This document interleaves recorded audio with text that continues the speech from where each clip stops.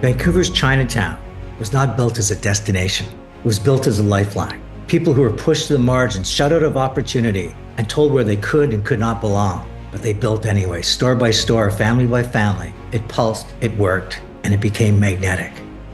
But then slowly the pulse weakened. Rising costs, aging buildings, less attention from the city racing forward. And then the pandemic hit, not as a pause, but as a rupture. Foot traffic vanished overnight. Seniors retreated indoors. Small family businesses lost a daily rhythm that could keep their doors alive.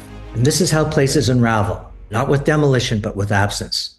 My guest today is Carol Lee, and what she saw in that moment was not failure. She saw a break in connection, an absence of belonging, and through the Vancouver Chinatown Foundation, she helped ignite Light Up Chinatown. This is a story of how Chinatown reminded a city who it is and how one person helped turn darkness into belonging. Let me now introduce you to Carol Lee. Carol Lee, welcome. Thank you so much for inviting me on the show.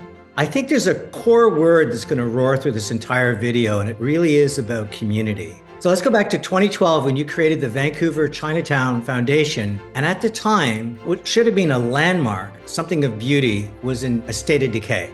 It was a very different neighborhood than I remember growing up, which was vibrant. It was fun. It was the center of a lot of activity, but it was nothing really new. And in fact, when I was looking through my father's effects, he passed away and I found a letter from the city of Vancouver dated 1967 that said, "What do we do with Chinatown?" And so in 2012, I set up something called the Vancouver Chinatown Foundation. And the idea was to bring a lot of like-minded people together to figure out how we could try and solve some of these big social issues. And I would say, RBC was right up there in the very beginning, believing in us when even I would say that my own family wasn't very strong on the idea. And when you bring people together and they look around the first time in this neighborhood in disarray, how did you convince them that this was something that had possibility, that you could return the magic and make it even better?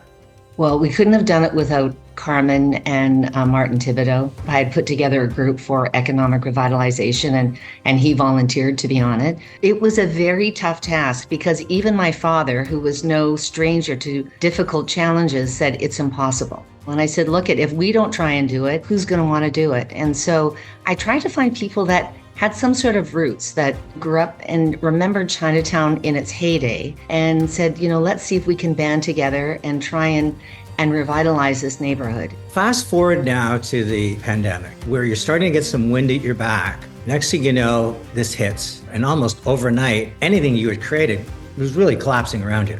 It's in times like that you realize, what you're made of. And I wasn't really thinking about myself. I was thinking, okay, what about my neighborhood? The government was providing a lot of, supports during COVID. With that program alone, there was almost $4 million that came into the neighborhood. Another thing that we did is we started something called Light Up Chinatown. So we thought, we need to get people to come back into the neighborhood to support small business.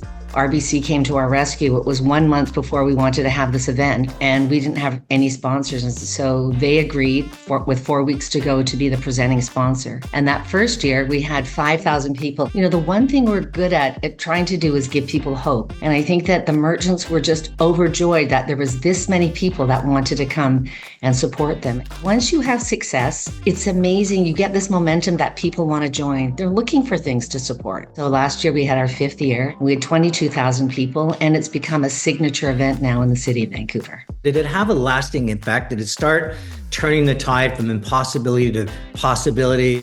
100%. Ours is a people-centric approach. If you raise the infrastructure around the people, what happens? And so this is what can happen. It lifts the people up. And actually, Wall Street Journal noticed. So there was an article that was written December 29th, 2025, and it was in the travel section. It said, if you want to visit Vancouver, you have to go to Chinatown, the most exciting neighborhood in the city. I have to believe that what you created is not exclusive to Chinatown, but it could be inclusive to communities across Canada. People need to know that somebody cares about them. Now, if your dad was still with you and the mayor of Vancouver was to write to them about Chinatown, what do you think the letter would say today? I think that they would say that they're happy with the way that Chinatown has shown its resilience. Somebody actually just sent me a note yesterday, was one of his classmates, and said that, your dad would be so proud. It's people like you that remind us that when we come together in the middle and we think about what we can do together, this is where emotion roars. This is where people walk away going, I'm so proud to be a human being. I feel lucky to be surrounded by so many people who have the same vision of what's possible. Magic can happen. You get the right people around you.